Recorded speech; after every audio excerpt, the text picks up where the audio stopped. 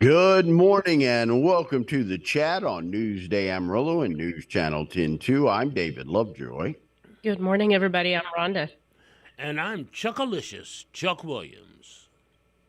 And normally we have Judge Nancy Tanner joining us on Tuesdays after the commission meeting. She's unavailable this week, so we're lucky enough to have the young man from Precinct 2, Blair Schaefer, join us this morning. Commissioner Schaefer, how are you doing today? I'm doing really good, everybody. Thank you for having me on today. Anytime. Great to see you. Commissioner Schaefer, yesterday, and well, as you know, with the amount of moisture in the system, we ain't got a heck of a whole lot of it. You all decided yesterday you wanted to extend your burn ban. Am I correct? Can you go into that for me? Yes, sir. Yeah, we're going to be extending the burn ban in another 90 days. We're looking at from April 9th to June 9th on this next burn ban. We've just been so dry since, late last year, September, October last year. We've been extremely dry this whole time. And so we just had to extend the burn ban at least another 90 days. We do get substantial rain and moisture. We can lift it if need be. Right. But right now it's set to go to June 9th. So when we talk about a burn ban, we're not just talking about burning trash. We're talking about other things. Example, I have a couple of fire pits in my backyard. What about that? Correct. So you're not supposed to have your fire pits unless you're cooking with them. So if you got like a barbecue out there and you can have it covered and protected, that's fine. But you just don't want an open pit. Like say you're having a bonfire or big campfire or something like that. Those wouldn't be allowed. But if it's cooking fire, you can. But there again, it needs to be able to have a lid put down on it, or your wire mesh over the top or something like that. Yeah. Yesterday at the commissioners meeting, you addressed an issue of overcrowding at the Potter County Sheriff's Office Detention Center.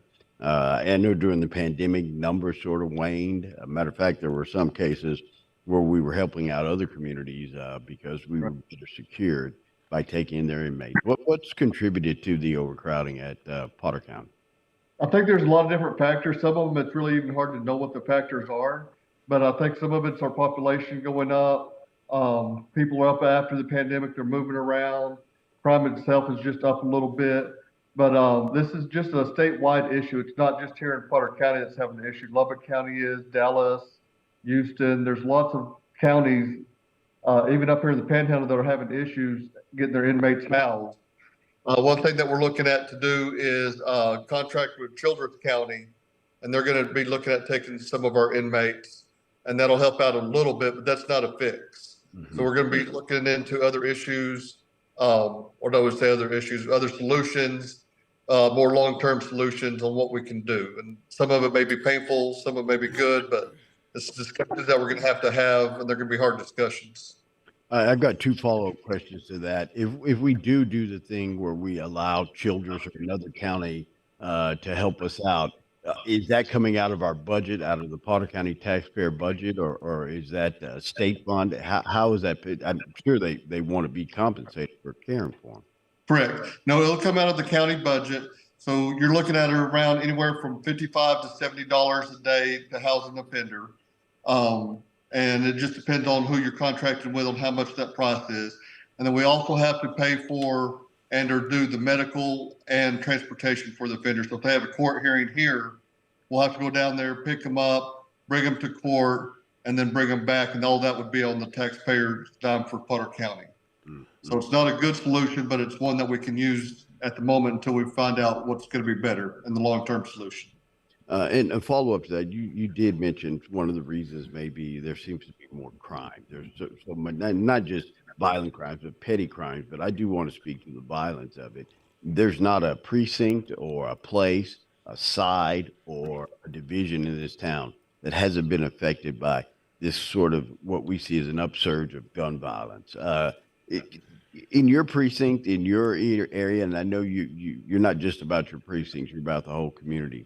What do you think is paying into this issue? Is there something we're missing that we're not doing, that we're not checking on and being a part of to curb this? I wish I knew. I think a lot of it's just going to come from your community, being involved, watching out for your neighbor, watching out for your neighborhood. When I was growing up little, I knew everybody on my street. Right. I knew their names, I knew their kids, I knew their grandkids, and now I know my neighbors to either side of me and across the street, and that's about it. I think it's just getting involved, knowing what's going on in your community, teaching pride and ownership. And, myself, I love social media, but as parents, sometimes I think we need to get off the social media and pay attention to what our kids are doing and be involved in their lives. Hmm. Exactly the points I made. Community and family. That's exactly Yeah. it. Go right ahead, Chuck. You know, you were just talking about community and family. It seems to me that now it has gotten to the point that we're no longer interested in what our next door neighbor does. Hey, I know my neighbor to one side, but on the other side, I don't, and they're the ones with kids. Just how far can you take this community thing? Well, I think it's just up to each individual person. But even, ones like the county can start doing stuff like we're going to be doing your square, your town hall on the square events this summer. Right. Just getting people out, getting them around each other, breaking bread, just having a good time around each other. And the same way you can do that in your neighborhood. You go with the city and actually ask your block to be blocked off for a certain time and have a block party on a Saturday Right. afternoon and get to know your neighbor. Mhm. It just takes that person that wants to step forward and do that. That was the best way I got to know my neighbors. They would block our block off, and we would all come out and we would do like a potluck and a barbecue and all that, and that's how you met everybody. Yep. I think we need more things like that, and it's accessible. We just have to, as citizens, apply for it and take that action, and somebody plan it and do it. Yeah. Mhm. Somebody step up and do it. Driving downtown this past weekend, I got a chance to pass by the new courthouse, and that thing's on a fast track. It looks like you could put a desk in there tomorrow and get to work. Getting close. Yeah. Where are we at on progress within the budget that was set for it? What are we looking like as far as timeline on opening? From my understanding, the budget is still good on that. We're looking at substantial completion, going to be around early April 1st, a little bit afterwards for the substantial completion. We're looking at starting to move furniture in on about April 9th.